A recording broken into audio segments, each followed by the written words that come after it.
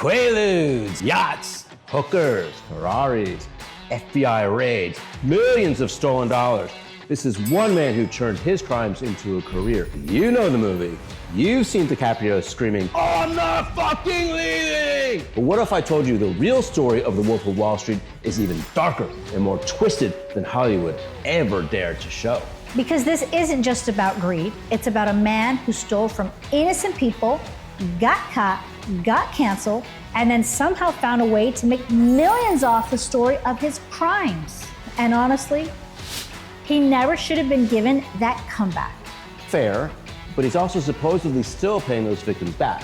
The man's technically on a lifelong payment plan, like the student loans of sin.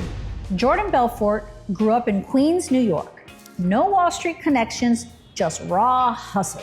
As a teenager, he sold Italian ices on the beach and made 20 grand in one summer. He wasn't chasing wealth, he was chasing control. So he tried dental school once, but the dean told the class, if you're here to make money, you're in the wrong place. So Jordan stood up, walked out, and never came back. That's the moment the wolf started sharpening his teeth. He jumped into Wall Street during the cocaine-fueled 80s. Then, Black Monday hit in 1987, wiping him out. But Belfort found something the big banks ignored: penny stocks. High commission, low value, and perfect for manipulation. He created Stratton Oakmont, a name that sounded like an elite firm, but was basically a glorified boiler room on Long Island in New York. Over 1,000 young brokers cold calling America, fueled by drugs, greed, and Jordan's hypnotic straight-line sales pitch. What the movie doesn't show? He allegedly trained brokers for hours and hours to repeat scripts until they sounded robotic. He was psychologically conditioning them. Stratton wasn't just unethical, it was absolutely predatory. And yeah, let's not forget the absurd circus atmosphere. He allegedly hired strippers to motivate sales teams and literally had midget tossing contests in the office. Eventually, the FBI caught on. Complaints poured in, over 1,500 victims, and allegedly more than $200 million stolen. The scheme was simple: pump and dump. Buy garbage stocks, hype them up, dump them before they crash. When the feds raided Stratton Oakmont, employees were shredding evidence, flushing papers down the toilets. He allegedly even hid cash in offshore accounts and sent his wife to Switzerland with suitcases of money stuffed inside teddy bears.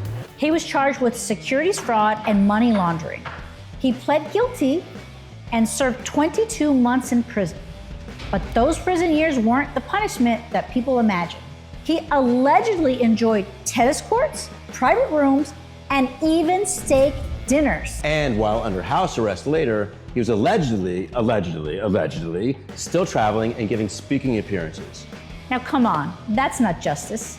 That's just PR with pretty handcuffs. In prison, his cellmate was Tommy Chung, and he told him to write his story. That's how the Wolf of Wall Street book was born. And it wasn't a self-reflection, it was a self-marketing piece. Scorsese bought the rights, Leo played him, and the movie made $400 million at the box office. He went from felon to franchise. And while the world cheered his redemption, the victims were still waiting. Think about that. This all happened decades ago. Most of those victims were elderly then. Many aren't even alive today. They lost their homes, their retirements, their dignity, and died without ever seeing justice. You almost have to admit, it's diabolical genius. Turning your crimes into a career move, that's next level reinvention. What Hollywood didn't show is what came next. He allegedly launched sales training and crypto ventures, later accused of being shady or misleading.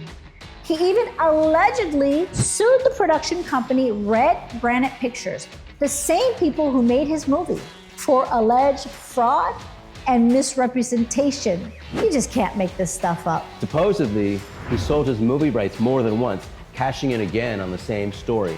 And yes, he literally made money off the version of himself who stole money. America doesn't hate con men. We admire a good one. We call it the comeback story. He figured out that fame erases guilt if it's entertaining enough. He was canceled before cancel culture existed, and he turned that cancellation into content. He didn't apologize, he monetized. And that's the real darkness behind this story. He didn't rebuild from rock bottom. He built a stage on top of it. He proved that confidence beats truth and charisma can outshine character. Or maybe it proves that we, as a culture, don't actually care about morality. We cheer louder for the comeback than we ever mourn our victims. He's still out there selling courses, keynote speaking, crypto tips. You almost have to respect the persistence.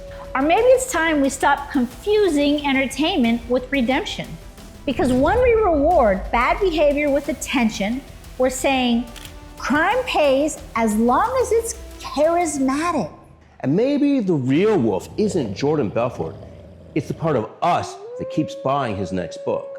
If you enjoyed this breakdown, like, comment, and subscribe, and we'll keep bringing you the stories Hollywood conveniently leaves out.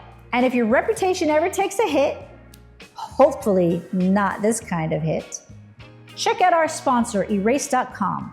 They help clean up your digital footprint, protect your name, and rebuild your story. Everyone deserves a second chance. My advice is just don't build it on fraud. We'll see you next week on Erased.